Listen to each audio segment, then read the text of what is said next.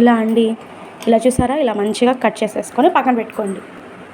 నేనైతే మసాలా వేసానండి, అల్లం వెల్లుల్లి పేస్ట్ అనమాట ఇది కూడా మిక్సీ పట్టానమాట. ఇప్పుడు ఫ్రెష్ కొబ్బరికాయ ఇప్పుడే అండి కొట్టింది.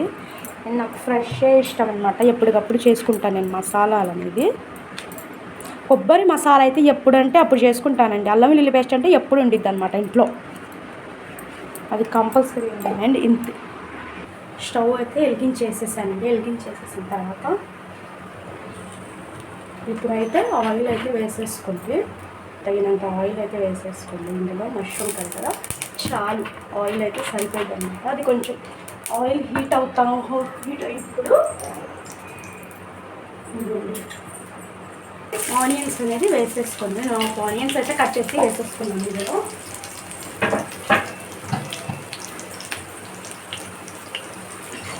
అది మంచిగా ఫ్రై అవ్వాలన్నమాట. ఆనియన్స్ అనేది మనం మంచిగా ఫ్రై చేసేసుకోవాలి. అండ్ చాలా బాగుంటుంది ఫ్రెండ్స్ ఇది, లైట్ ఫ్రై. ఇదేంటంటే నువ్వుల నూనె కాబట్టి ఆయిల్ అనేది పైన వస్తుంది అనమాట. ఇది నురుగులాగా వస్తుంది నువ్వుల నూనెకి. మీరు ఏ నూనె అయినా కూడా యూజ్ చేసేసుకోండి, ఓకేనా.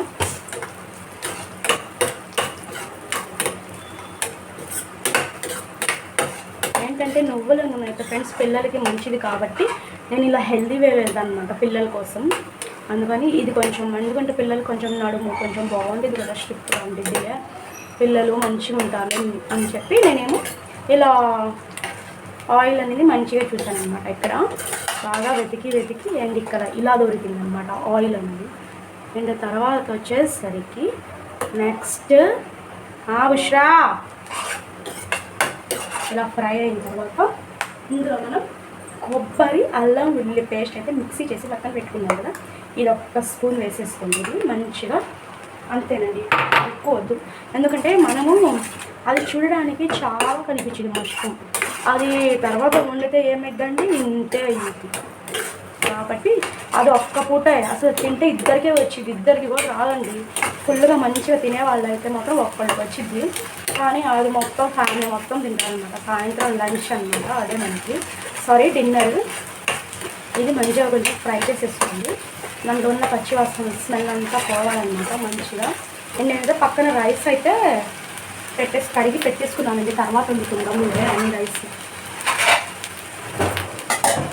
ఇంకొంచెం సేపు నానితే రైస్ అనేది బాగుంటుంది కదండి, అందుకని రైస్ అయితే అలాగే తీసుకున్నాను.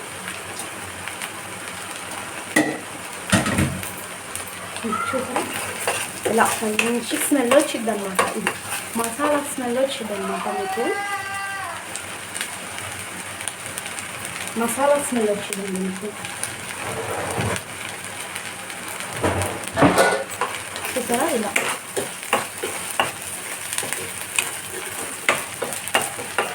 ఎంత బాగుంటుంది. ఇదిగోండి, ఇప్పుడు అందులో మనం మష్రూమ్స్ వేసేసుకుంటున్నాము. మష్రూమ్స్ అన్నీ వేసేసుకోండి, ఇలా కట్ చేసేసుకొని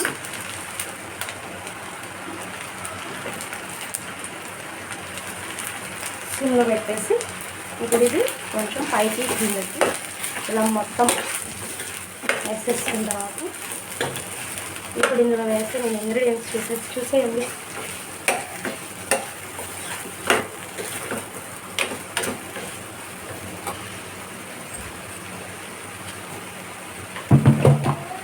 కొంచెం అయితే కారం వేసి చేస్తున్నానండి, మీరు తగినంత చూసుకొని వేసుకోండి. నేనైతే 1 టేబుల్ స్పూన్స్ కారం వేసాను అండ్ 1/2 టేబుల్ స్పూన్ ఏమో టర్మరిక్ పౌడర్ వేసుకున్నాను.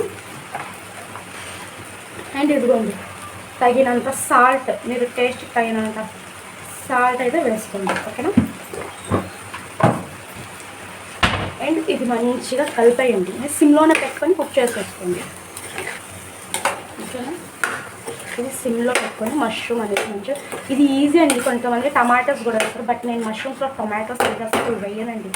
నాకు టొమాటోస్ వేస్తే కర్రీ ఏంటో ఇష్టం ఉండదండి. అండ్ కాబట్టి ఇలా మంచిగా మష్రూమ్ అనేది మంచిగా మనం కలుపుకొని, ఆల్రెడీ ఇందులో వాటర్ అనేది వచ్చేసింది. ఒక 5 మినిట్స్ ఏమో సిమ్లో పెట్టి వదిలేయండి. నెక్స్ట్ చూద్దాం కుక్ అయ్యారు. నెక్స్ట్ ఎలా చూడు, ఎంత కలర్ఫుల్గా ఉందో చూసారా.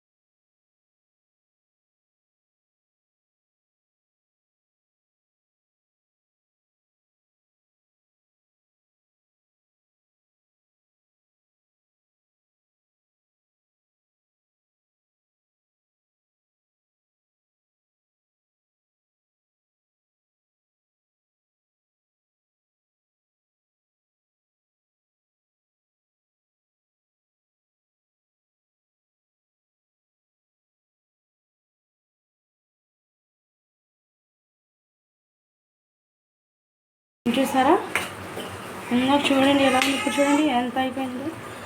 ఇది మష్రూమ్ కర్రీ ఇంకా కుక్ అవ్వాలన్నమాట. ఇంకా కొంచెం కుక్ అయితే అయిపోయినట్టు ఆల్మోస్ట్ ఈ కర్రీ.